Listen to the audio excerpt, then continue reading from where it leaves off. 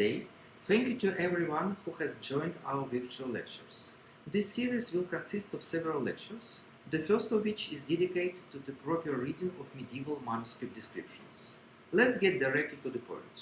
The issue lies in the immense number of European and American libraries that house from several dozens to several thousand of medieval manuscripts. Understandably, in a significant portion of these libraries, manuscripts are either not described at all or are described very briefly, often just a few lines.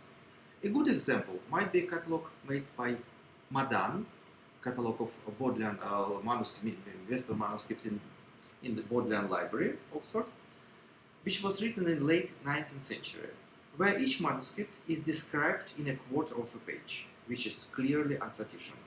The same situation in America with famous catalogue of De Ricci, made in the very beginning of last century, where all manuscripts are described mostly in 3-4 lines. However, since even the best manuscriptologist can't describe more than 40-50 manuscripts in a year, with a good luck, the situation with large libraries can be changed quickly.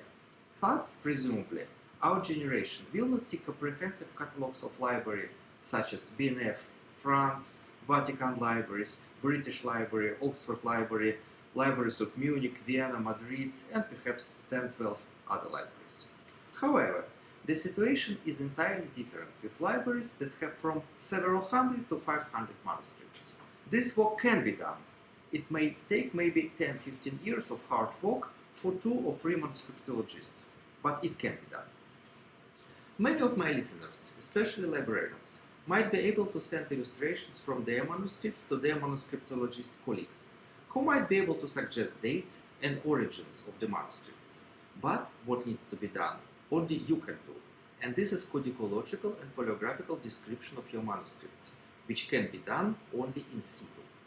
This lecture is devoted exactly to this subject, that is, how to describe a manuscript even without being a manuscriptologist. So, as an example, I will take my own description, which I made approximately 15 years ago. This manuscript is located in Cambridge, in the University Library, under Shelfmark KK425. This is one of the earliest manuscripts to enter Cambridge University Library. This manuscript presents the complexity of various codicological and paleographical problems, and because of this, it is very suitable to be used as a good teaching example. This manuscript contains, I would say, about 70-80% of paleographical and codicological phenomena that may be useful to us. Nevertheless, having reviewed 5-7 descriptions, you will be able to do this yourself. So I begin to read, and I will draw your attention to the terms that we'll discuss later when I'll show you the manuscript directly. I have to say, I don't like the idea to give you a lot of bibliography, but 2 books you really have to have. The first is, of course, Michel Braun, Understanding Illuminated Manuscript, A Guide to Technical Terms. I used the edition of 2018.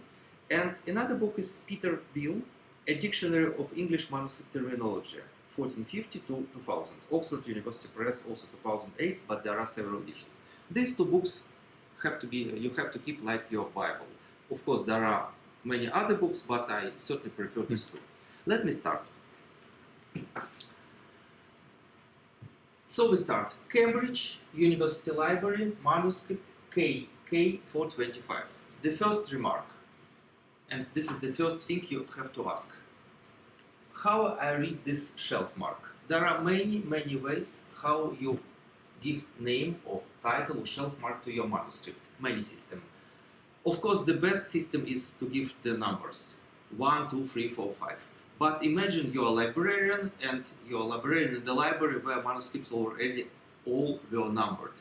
Then the last thing which you would like to make, it will be the huge mistake, this is to change the name. Why? Because very possible or more than possible that during last 100 years some researcher already published something about your manuscripts using the previous shelf mark. So enormous amount of material will be lost. So you don't change the names, titles of manuscripts, never.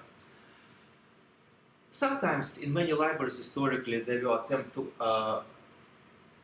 catalogize manuscripts under their size. Because of this, sometimes you can see quarto, octavo, folio. But imagine if under one, and this is quite typical, when under one binding you have manuscript, we have leaves of the different size, or for example, only several of them are of different size. So you are lost. So you don't do it. There were, and still there are attempts to catalogize manuscripts using the language. For example, you can say Lat, Fr, like French, Ger, Ital, and so on. Again, I don't want to play advocatus diaboli, but in many manuscripts, the following situation is typical. You can have in one manuscript written in Latin, additions made in Italian, or in French, or in any vernacular language. You can have additions made in Hebrew, and so on. So the best system, of course, you use numbers. But in this case, we already have this manuscript with this number, K425. We go further. We read England, circa 1230, London region. Mostly, when you can see something like that, you have to ask yourself why. Why researcher gives so specific and so concrete date? There is no one, I guarantee you, there is no codicologist and no paleographer in the world who can date manuscript with precision less than 10 years, particularly if he doesn't have colophon or something really specific. Here you will see there is specific reason why Nigel Morgan, and after that myself, why we thought it can be attributed to London region with this question, and to 1230 and to England. Okay, but normally again, when you see something, you have to make like, oh, okay. First of all, and this is what you have to remember, what you describe, this is physical object. Again, this is physical object. As every physical object in the world, it has physical parameters, and they're here. The purpose is, imagine one day your manuscript will be stolen or will be lost. Your description must be such that using this description, everyone who will find your manuscript, say in Australia, will be able to say, aha, this is manuscript which was lost in 18th century from Bodleian Library. You got the point. So we start. We start, of course, with size of the leaf. Some people calculate make it by 5. So I think there is no need to measure it like to 286. I think 285 is enough. So we continue. 285, 195 millimeters. This is always in millimeters. Always. You don't use inches and you don't use centimeters. Okay? Roman number. 1 flyleaf without watermarks contemporary to the binding. What we learn? First of all, we learn this is paper, because on the parchment there is no chance you will have watermark. Watermarks appear only on paper. Also, here will be Arabic numerals and here's Roman. It means that this flyleaf has no relation to the main corpus of the manuscript. It was made lately, but just to be consistent, you write contemporary to the binding. From this, you already get that the binding is not the first and probably even not the second this manuscript had. We continue. Again, Roman number. Flyleaf. Grayish, thick vellum. You always say something thick, thin, something about condition of these flyleaves and their color. It is useful. Vellum. You write vellum only when you are sure that this is skin made from calf. In all other cases, you write parchment. Only very professional manuscriptologists can see, only mostly using microscope, where this is calf skin or sheep skin or something else. So don't write vellum if you are unsure. Okay?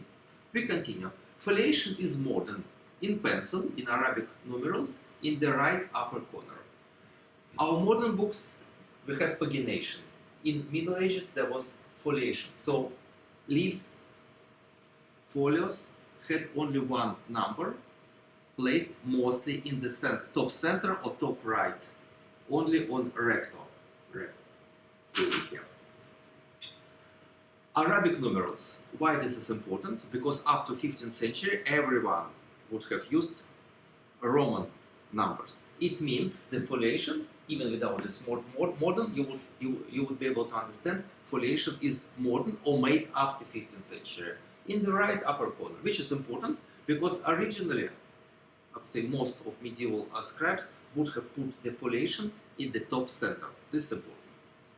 At the center of the bottom, there is another, more recent foliation made in brown ink. Why this is important, that there are several foliations, because usually they don't coincide. It means manuscript most probably lost some of their folios, and probably, this is another proof, the binding which we currently have is not the first, and even not the second, probably even not the third. Then there is explanation. Neither of these foliations represent the actual number of folios. This is important. For example, you're a librarian, you have 500 manuscripts. You have to write quickly the number of pages. We are all busy, but take time, calculate the actual number of leaves. Don't trust foliation of manuscripts, and I'm sorry to say, don't trust, at least at this point, the work done by previous librarian. You have to be responsible for the actual number of leaves. Otherwise, if after 10 or 20 years several leaves will be gone, you will be responsible for this, and not only from the moral point of view. According to the first, 9 folios, 26, 42, 43, 53, 54, 57, 68, 72 and 107 are missing. According to the second, leaf 51 is lost. Bounding lines. Bounding lines, I'll show you more when we'll discuss the actual pictures of KK45. Bounding lines, they're here. These are lines which are placed here. So they mark margins which are here and text area itself. It can be one single, double, and so on. The same as here, right?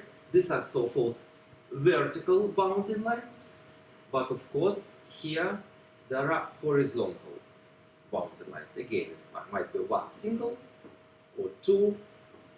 There are many various ways to make binding and ruling in various medieval cathedrals and various monasteries. Sometimes this is very important to understand in what monastery was sufficient to make this way or this way. I continue. Bounding lines made by crayon till folio 37, and after that by crayon and lead point. Single, double, single, vertical, and occasionally 2 double horizontal lines. Sometimes scribe wipe it down, sometimes not. So sometimes you can see continuation, sometimes you cannot. Full length and full width. It means here there is continuation. Here. A ruling made up to folio 37, you see it coincides here and here. It means, this is the first clue, that probably the first scribe was responsible for this area, for binding and for ruling. Again, you see, coincidence. We have crayon here and crayon here. And after that, either by crayon or by lead point randomly, with some lines where both methods appear, ruled by open sheet. What does it mean? Imagine you're a scribe, you have the folio, you have to make a ruling. How you do it? You can make pricking here and here, and to rule it out, right? But no one would like to make the same job twice. Because of this, you usually make pricking here, and you rule it out like that, right? This is the reason why in your library, at the moment you will have to scan manuscript, at the moment you are able to open manuscript like that, always do it, because this way the very important codicological information, how the folio was ruled out, will be lost. So you have to allow the people to see this area where the line is goes through. This is very important, of course, again, if you can open manuscript like that. Prickings are visible on several folios. Sometimes this area is cut, trimmed, then you are not lucky. In case of KK, you still can see prickings. The text area, so we come exactly to this area. Text area, 205 to 150 millimeters, 2 columns. This is important because this is the most common teaching format of Middle Ages. 2 columns. This is very useful for students. 2 columns, 32 lines set above top line. This is very important thing. You have to know the name Niall Carr, the great scholar, one of the best manuscriptologists of all epochs, who probably consulted more manuscripts than anyone before him. So he probably consulted several dozens of thousands. So he found the following rule, that around 1240, 1250 in England, there was a change of scribal habitude. Imagine, this is the first line. Before this, the text which was written was placed above top line. After 1240, 1250, they started to write under. This is called rule of Carr. There is an article about this. It was published called Above Top Line, Under Top Line. It was published in 1956 or 1958. Sometimes when there are no other possibility to date manuscripts, this rule helps to say, okay, this is rather was made after 1250. I have to say there are exceptions. Of course, there are exceptions. I know about 20-25 exceptions in England. Mostly it happens when manuscript had been produced in Oxford and Lincoln area. I called Lincoln exclusion. Okay, but mostly the rule, of course, does work. Different variants of textura. I don't like the idea to put the name of the script, but many manuscriptologists do it. So you have to learn the names of textura, hybrida, bastarda. It doesn't describe the script, but it just gives the formal name.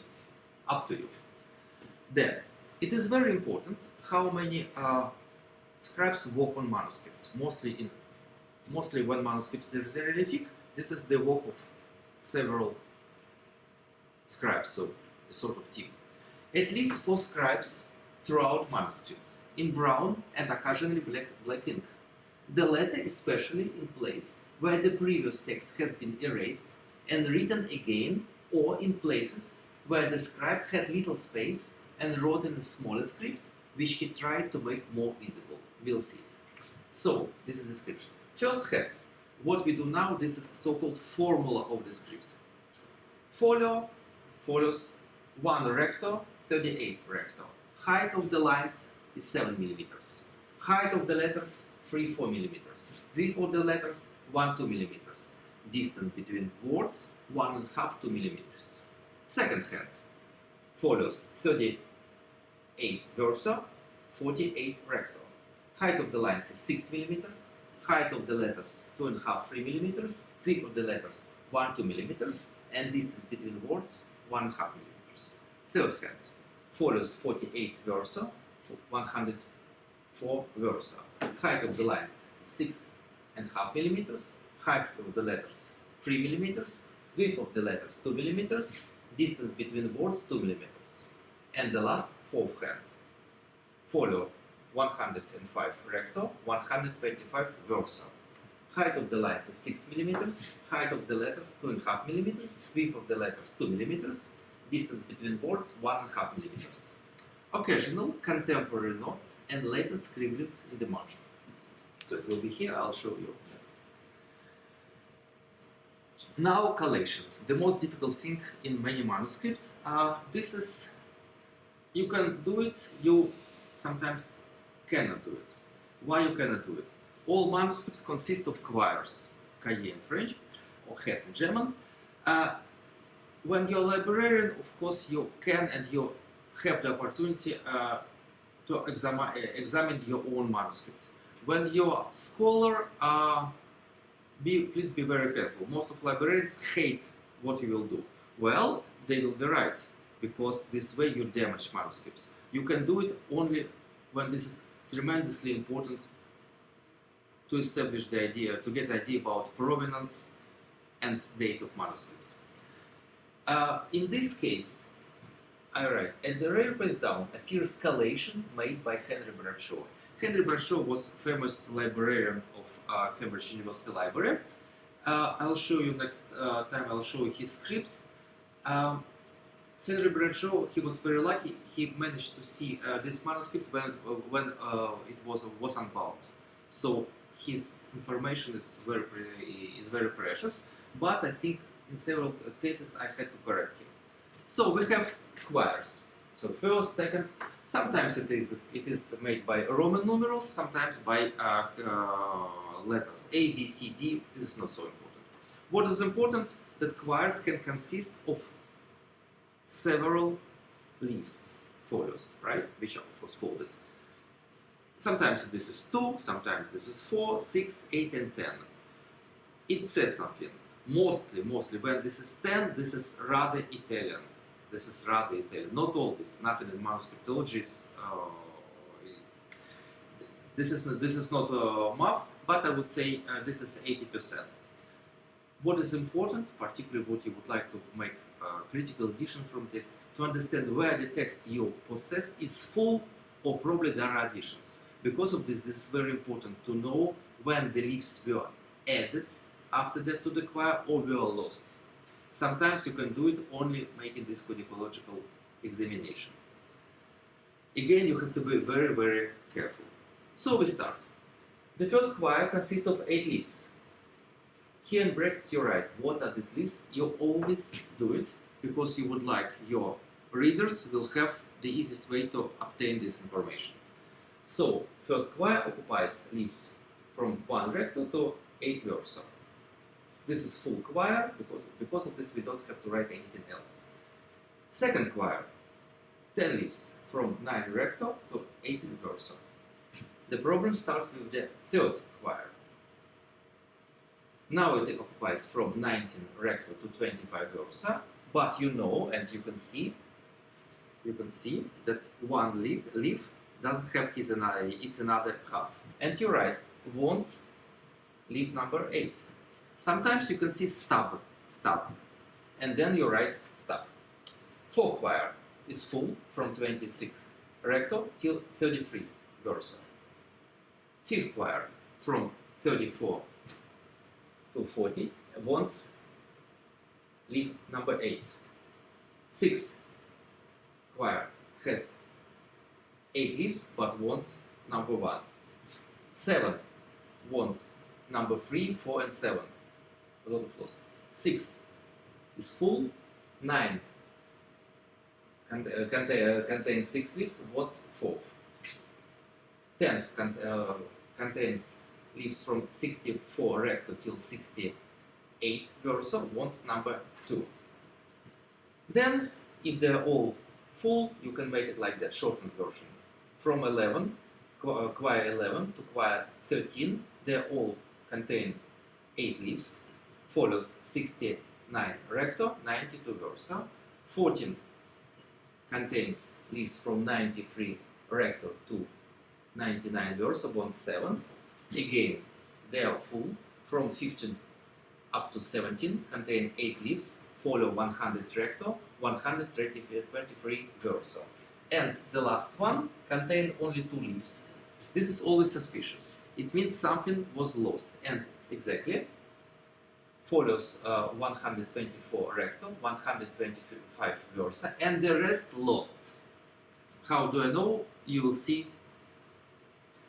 description of Henry Bradshaw and you will see the manuscript next time. I continue. Why all this is very important? I write, the binding is tied, which happens quite often. But it seems that the 7th quire lost not the 7th leaf, as Henry Bradshaw mentioned, but the 8th, after folio 52, with the end of ovis, sheep, agnus, lamb, hircus, goat, porcus, pig, donkey, and wild donkey, and the illustration of wild donkey. And the 8th quire should have ended with 1 or 2 leaves after folio 58, containing the chapter on lion. The 10th quire lost the first leaf after folio 63. with the end of simia, monkey, castor, beaver, and beginning of lupus, wolf.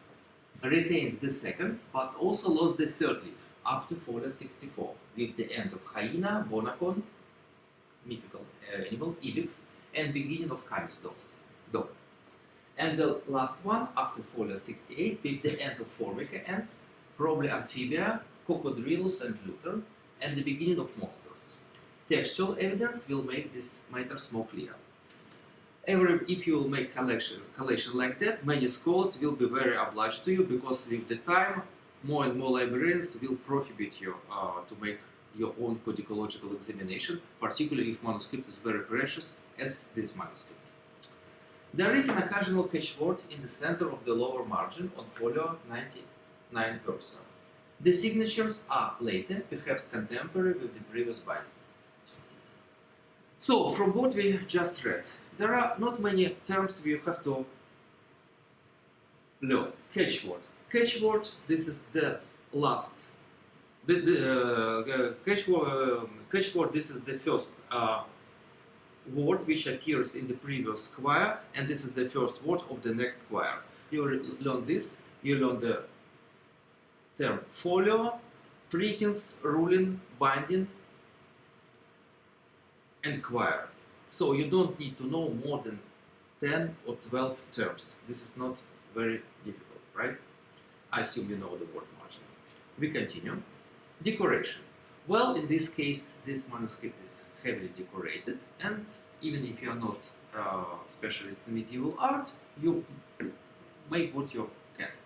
188 mostly unframed, fully painted and tinted miniatures. Some of them are half page or 3/4 page. The miniatures appears in the following section.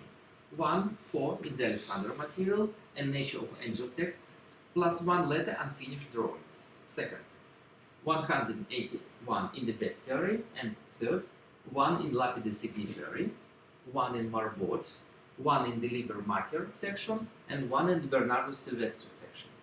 The illustrations in the bestiary and other sections are the works of different artists. This is important. 2-5 lines of blue and red initials, alternatively with red and blue penbook. This was quite common for medieval aesthetic. Blue, red, alternatively red and blue penbook. Some guide letters for rubricator remain. Guide letters, I'll show what this means, called significae. So, because usually manuscript, this is team book. One person was scribe, one was illustrator, another one was rubricator, and so on.